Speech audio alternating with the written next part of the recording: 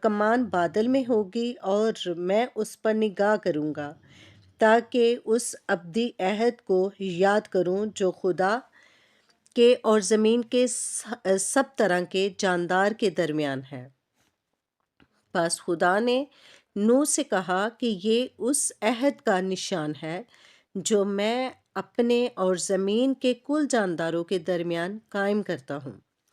نوح کے بیٹے جو کشتی سے نکلے سیم، حام اور یافت تھے، اور حام کنعان کا باپ تھا۔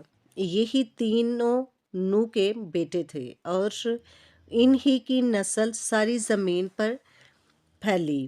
اور نوح کاشتکاری کرنے لگا، اور اس نے ایک انگور کا باغ لگایا، اور اس نے اس کی مے پی، اور اس سے نشہ آیا، اور وہ اپنے ڈیرے میں برہنگ ہو گیا۔